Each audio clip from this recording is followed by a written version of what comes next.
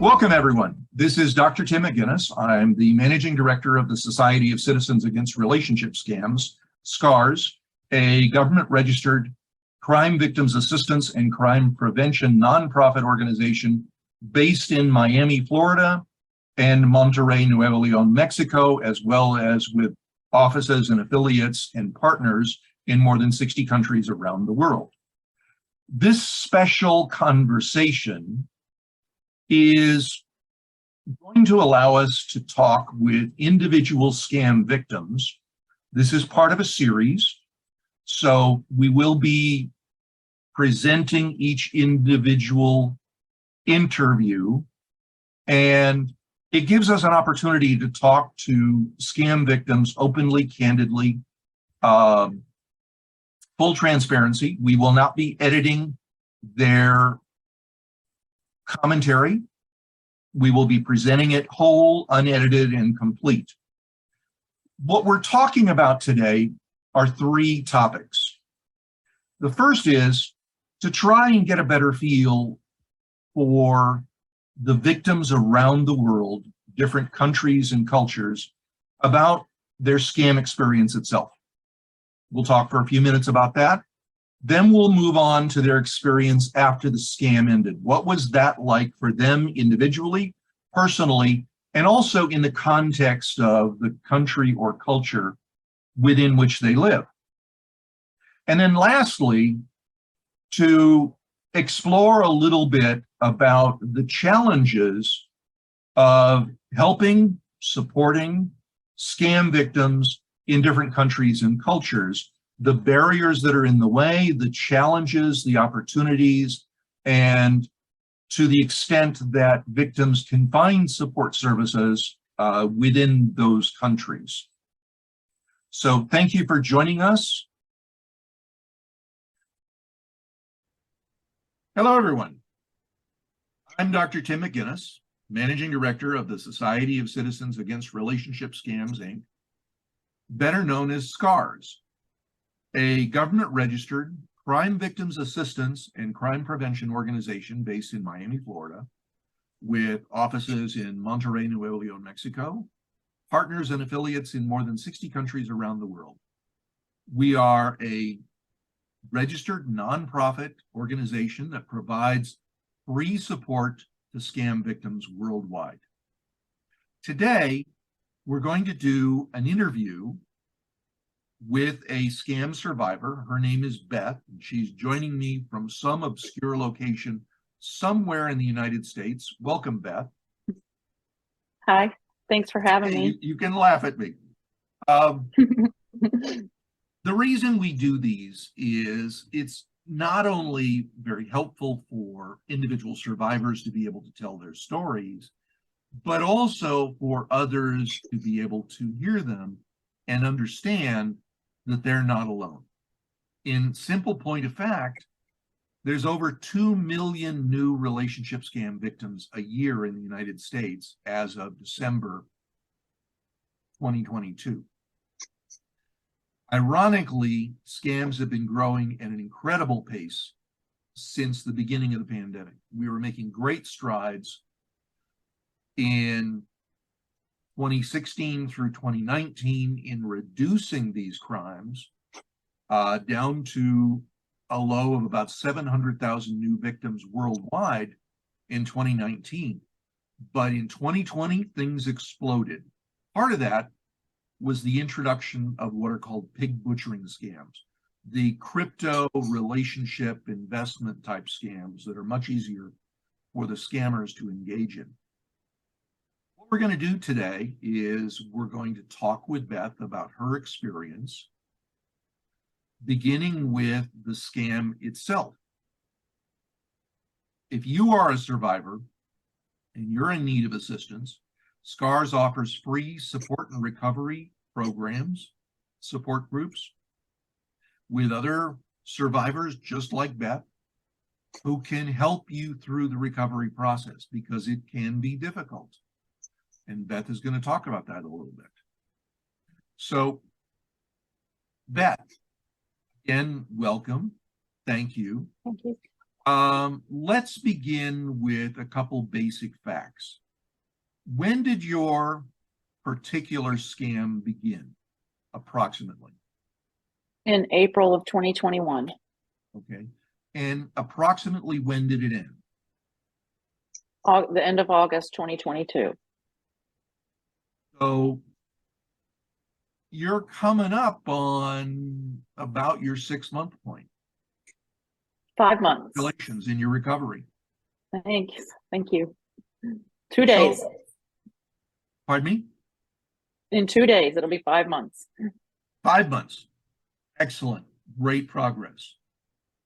So I want to encourage you to keep going full speed ahead, because once you get to this point, there is no rear view mirror. It's only the present and your future.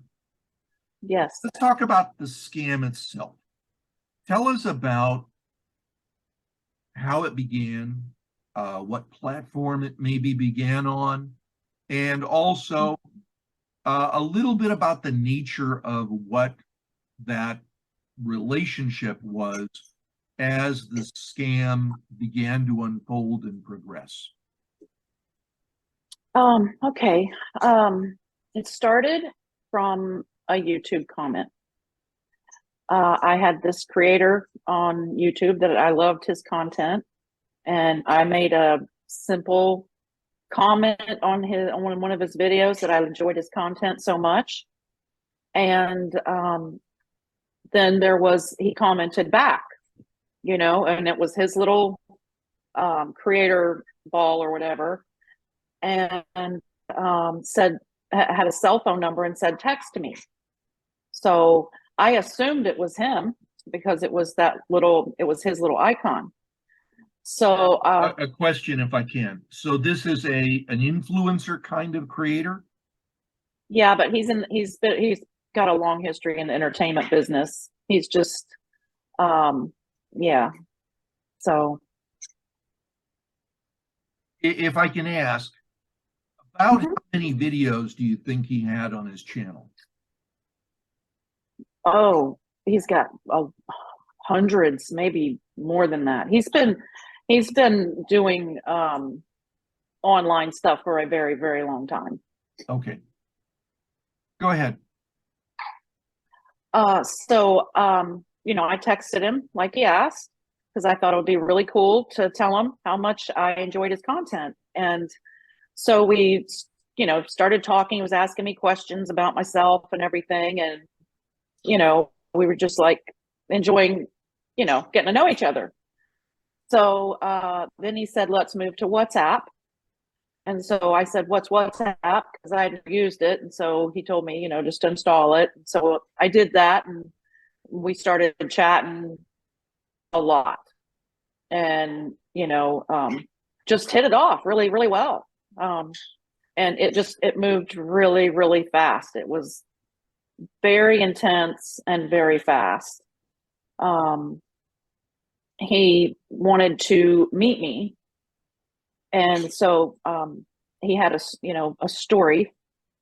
Now I know now it was a story about problems with his management and a blackmail. Said he'd been blackmailed and was court ordered not to have any contact with fans, so he had to keep it secret. And he had been blackmailed too. So I was like, okay. So we just seemed to hit it off really well. So that's when the money started, is with the first one was a fee for the meet.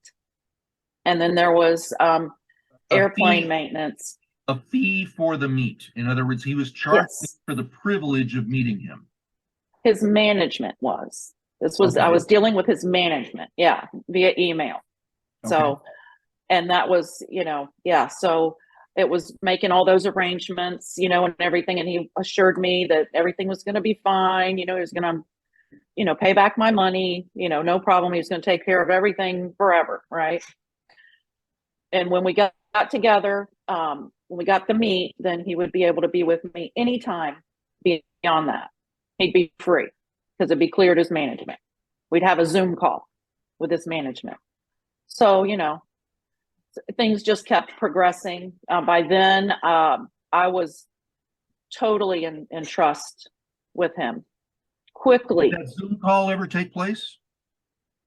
I'm sorry. Did the Zoom call ever take place? No, because we would have had to have been together. Yeah. So that would have only been, he was the whole relationship, he was coming. It was always he's coming, and a delay and a delay and a new problem or issue. And it was always because of his management, but he was going to be getting out of his contract. So very intense storyline. Okay. And I believed it, you know.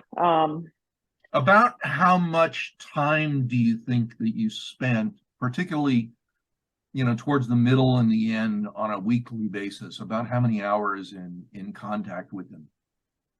Oh, gosh, a lot. A lot. Every morning, you know, we'd have coffee together and talk about our dogs and stuff. He'd always check on me during the day, in the evening, talking about every meal that we have, all our plans, and, you know, his problems with his management, and, you know, projects that he's got going and shows coming up, and, you know, all this stuff. Right. It was constant, because since he's on social media constantly, you know, I was constantly tuned into that. I never missed anything. And then, you know, we would talk, you know, sometimes before, sometimes after, sometimes both. And then, you know, he would often do these live streams, you know, for hours. So I was always tuned into that. I was always, it was 24/7, really. Question. On his YouTube channel, for the videos that he posted, did he ever include any mention of you in any of his videos, or in Oh, no. descriptions of any of his videos? No, because our relationship was supposed to be secret from his management. So, Right. you know, he would do things that would seem like, you know, or he would, well, there was one time, it was like, and with our relationship, it was often we spent time in the wee hours of the morning together. And one time it was like 2 a.m, and we were chatting, and he said, you know, he was complaining about his management. So he gets off the live, you know, I mean, off the chat with me, goes live for 2 minutes, plays this new song he had, cuts off the live, and comes right back to me on chat and says, hey, did you hear my song? And I said, yeah. I said, did I hear a reference to about your management? And he says, yeah, you got it. So things, you know, it was just, I don't know how they did it. It is bizarre. The probability is one of two scenarios. Remember, they need to keep things simple, because they're typically working multiple victims at the same time, often with the same story, so they can keep it all straight. So the two scenarios are either it was a complete copy YouTube channel where they were copying someone else. You wouldn't necessarily have known. No, I wouldn't have known that. I never thought of that. For example, it could have been a TikToker that they were copying the videos to create their YouTube channel and monitoring what was going on as ways to reinforce their storyline. Or B, it was a real YouTube influencer, and they simply copied his logo into a separate YouTube account so that when they left comments, you would be none the wiser, because you can impersonate on YouTube just as easily as you can on Facebook or other platforms. Not everyone, particularly influencers. Influencers tend to let comments simply flow. They don't always screen them, because sometimes don't have the time to do it. Right. So it's entirely conceivable that there could have been an impersonator Mm. the different actual account impersonating the real influencer. So things were hot and heavy, to excuse the term, Yeah. and you were sending him money. Is that right? Yes. Yes. All Bitcoin. And how were you sending the Bitcoin? Were you doing a wire transfer to a Bitcoin exchange like Coinbase or something like that, or Bitcoin ATMs, or how were you doing that? It started off with Bitcoin ATMs. Okay. I did that for a little while, and then Cash App. Actually, Cash App was through the whole thing, but there were some um, the larger transactions. I used a company. I don't know if I can mention it here. It was Swan Bitcoin. So it was easy. Being the diligent, loyal, obedient person that I was, you know, So, and so wanted to let me please. interject for anybody who's listening. If anybody ever asks you to send cryptocurrency through Swan Bitcoin, ding, ding, ding, ding, ding, don't do it. Mhm. Um, Yeah, there are so very few real exchanges out there. Binance, Coinbase are a couple of them. You want to avoid all of the lesser known exchanges. Frankly, you don't want to ever do it, period, but nevertheless. So you were yeah, they were the that, only ones they were the only ones I found that could do large transactions via, because I would be able to wire the money to them and it would happen really fast. So that was yeah. because they were dodging the anti-money laundering laws. Oh, wonderful. You wouldn't have known this at the time, but that's the Of reason. course not. Mm. So you sent the money, um, and the result was that you reached a point where you couldn't send any more money. And then what happened? Then that was the time that he told me that he was starting a charity for orphans. And he was almost done with his contract, like at the end of the next month or something. And he wanted to get this going and start talking to, fans and colleagues about donating to his charity. But he didn't want it going through his management because, he was done with them. So, I said, sure, I'm happy to help. And he, um, told me to make a nice long list of things that he could buy. He said he needed help for ideas and stuff for the kids, And he told me that he wanted me to um, accept the donations from whoever donated, whether, fans or colleagues or whatever, and then just send it to him so that he could get around his management. So that's what I did. I sent it to him Bitcoin just like I always did. So yeah, that's how that worked. All right. So can you talk about how you ended the relationship? What were the circumstances surrounding that?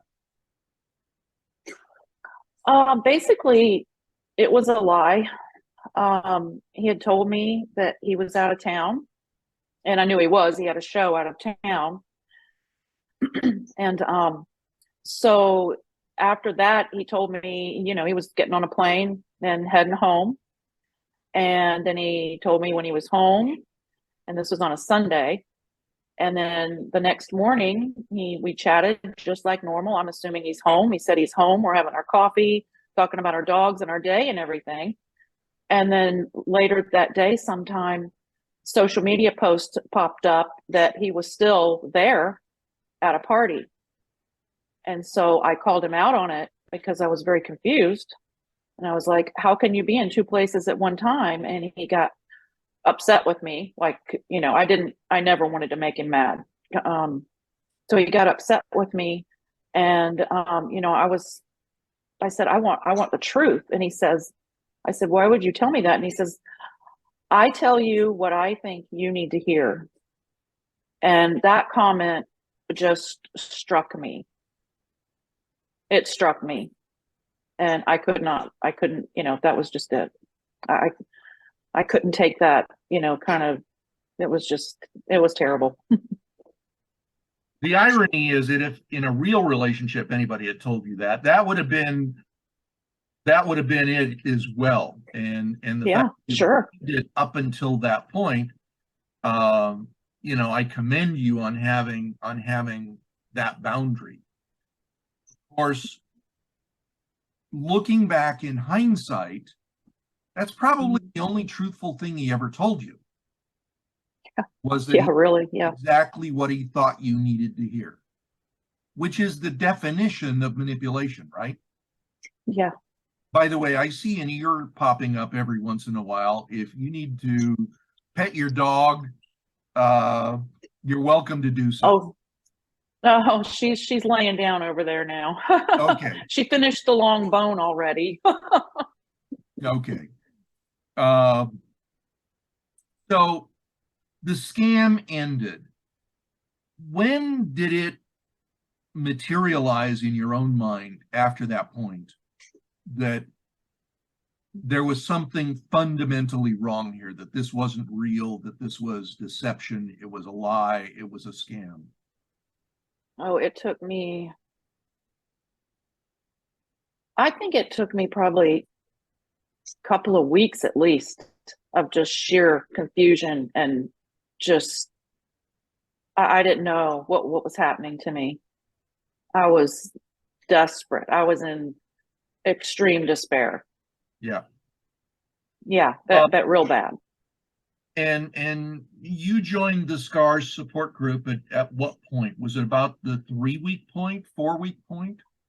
Something like that. Before I found scars, I had reached out on Facebook to a couple of the scam hate groups. That was a terrible experience in itself. And then shortly after that, I found scars. Can you explain why it was a terrible experience? Without names, of course. Yeah. The two women on there, I had reached out via message to them. And they, for some reason, they got in their minds that I was a scammer. And I said, no, wait, I'm the victim here. No, I was just, it was mind boggling. It was, I didn't know. I was like, why, what is going on here? It was like, I don't even know how to explain how that felt. They would not listen to me or hear me, no matter what I said. Right. So then not long after that, thank God, I found scars, because scars literally saved my life. We're Particularly you, Dr. to have Tim. been of help. I'm very serious about that. Now, in the period following that, of course, you went through the challenges of preparing your report for your local police. Can you talk a little bit about that? Particularly, Yeah. I'd like to hear what your experience was with your local police. So you spent quite a bit of time preparing the information, getting yourself organized. Was that helpful to you? Yeah, it was very hard because I had to go through all of the chat thread to get details together, times and wallet addresses, and I mean, there was 95 transactions, so it was a lot of work. Yeah. So yes, it was good though. It was part of recovery. It was part of acceptance. And so when I called to report, I feel so blessed because in my city, apparently they are familiar with this kind of crime. So my detective, it's his job to work these kind of crimes. So he's very familiar, and he was so nice and understanding and reassuring. And he came to my house actually, which I really appreciated.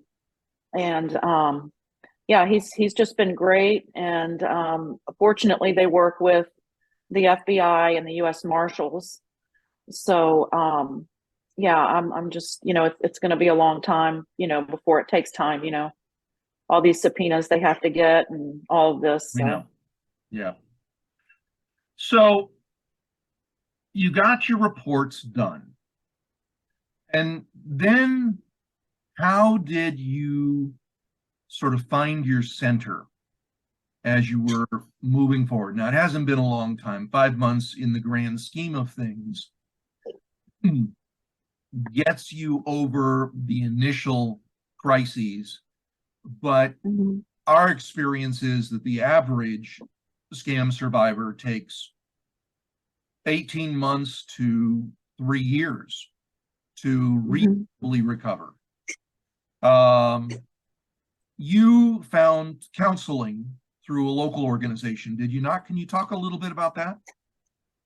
Yes, Scars was great, and I've just immersed myself in Scars and all the articles and all the videos and the learning and the group and everything. But I needed somebody to talk to in person. Mhm. So of course I tried the local resources, like through the police and whatnot, and there was just nothing for me. If I had been domestically abused, that would have been a different story. But I just feel like fell through the cracks with that. But I did reach out to the local women's center, which is a rape crisis, sexual abuse center. And they helped me and they gave me 20 visits for free with a trauma counselor. So I'm a little over halfway through those. And it's between Scars and my therapist. I don't know where I'd be. It's been exactly what I needed. I don't know how I could have done it without.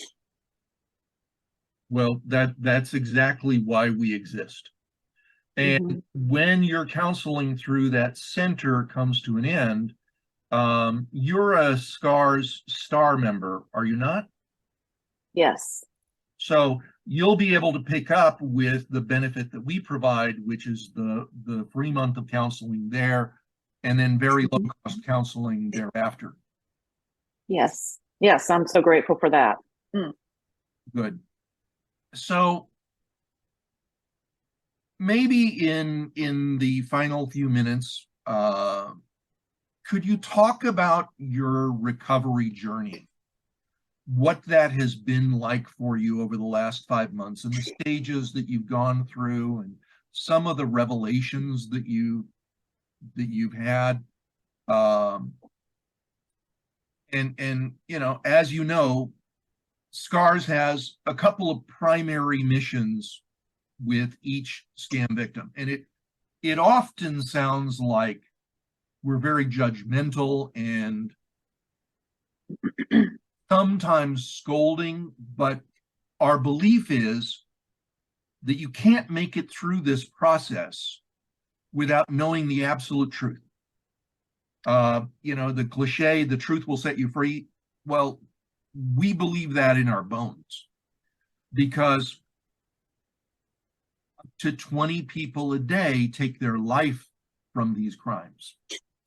Mhm. And we do hear from many, many victims who said they were on the edge and they were thinking those thoughts. Mhm. And then the other aspect is that, as you know, people will attempt to recover, but they sort of do it 1 foot in, 1 foot out.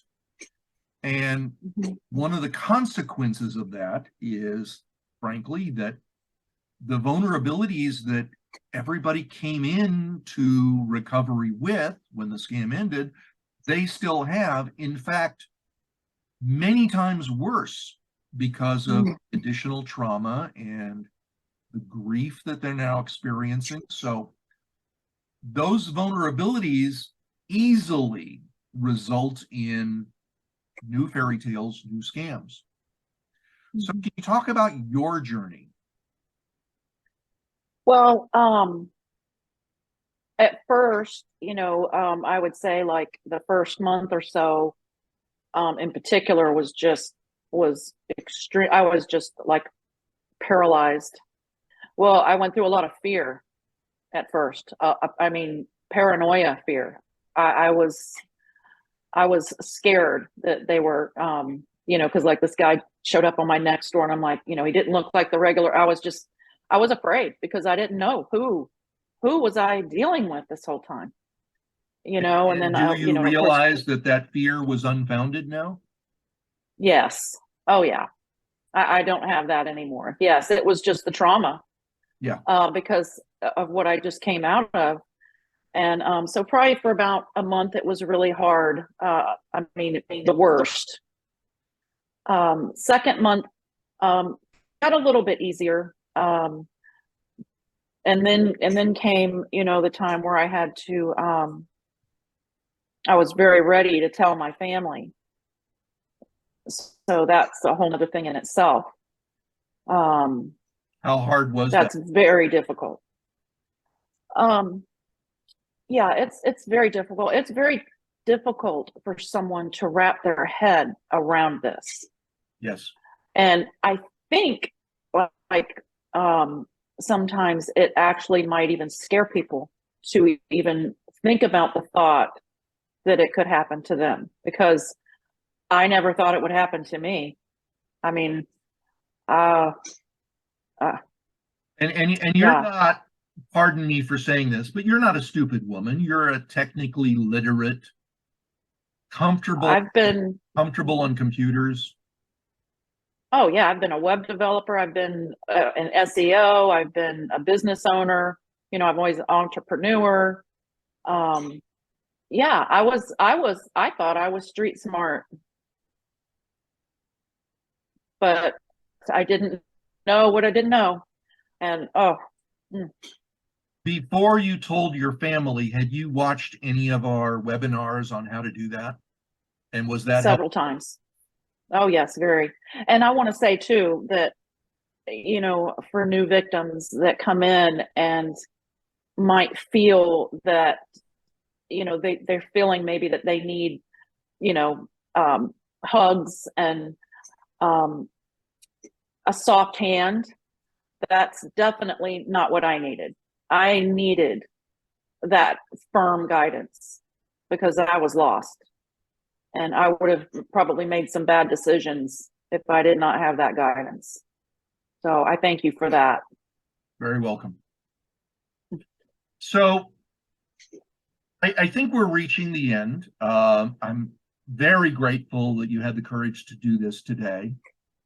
So do you have any final thoughts that you'd like to share with other survivors out there, people who've gone through this experience, some guidance for them on how to make it through the initial tornado after the scam ends, how to find proper help, and just how to have faith in the process? Yeah, I would say, first of all, be careful where you go with these other groups out there, because that's no good. I would pray that they find scars, and accept the help, accept it. And, you have to really just sort of, instead of, like, you've said in the past, all that time that I spent with him, I put that energy into learning about what happened and understanding it. And the first thing that I had to drive home with myself is that I'm a victim and that I'm not to blame. And the scars video was really, I watched that I don't know how many times, but that was really, for me, one of the most important things was that accepting that it was a crime. I wasn't to blame. They were criminals, and then learning how it happened, with the manipulation and the control, and learning about amygdalas and all of that. So it's very all important. The and the juicy group bits in your brain. Yes, right. Yeah, and the group support. Oh my gosh. The group support is invaluable.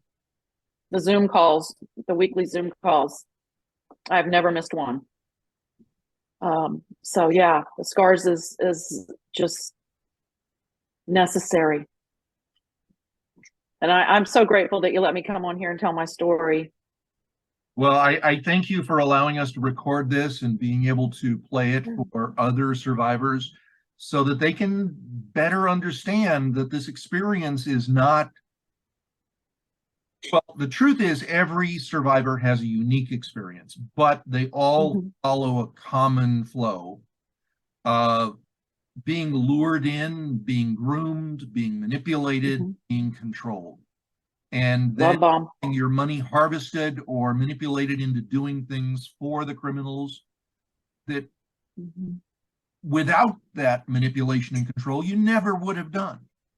And that is, as you said before, it's very hard for people who've not gone through this experience to understand it, because in understanding it, they realize, as you said, they can be the next victim. Everybody can be scammed and everybody will be scammed. And unfortunately, saying never again is not adequate, because the only way to avoid being scammed again is by changing your actual behaviors. And that's a hard thing to learn to do.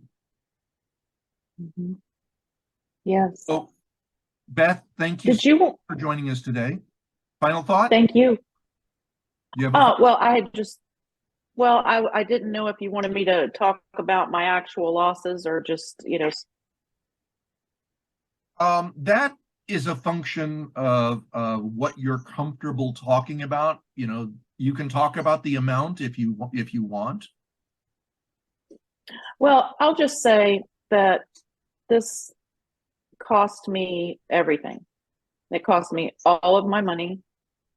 It cost me my business that I worked 9 years for to build. So yeah, it was, cost me everything. So, and it's somewhere out in the world. But anyways, I just thought, I forgot to say that. No, the reason we don't dwell on that is really two reasons. One is not to make you uncomfortable, and not to disclose something that you might not be comfortable with disclosing. But the principal reason is that there is a tendency for victims to want to compare their experiences. Like, someone else didn't experience what I experienced because they didn't lose as much money, or they didn't experience as much heartache or trauma or grief. Well, the reality is every victim's story is valid, equally valid. And in the end, the trauma isn't a function of how much money was lost, and it isn't a function of how long the scam went on or what the scammer said, their lies and deceptions, etc. Every victim experiences their loss in their own way, and it's equally valid with others. And just comparing yourself to other victims is actually quite negative. It's quite contrary to developing a recovery mindset, because it keeps you focused on the past, not on the present, and not on the future. So thank you. Thank you.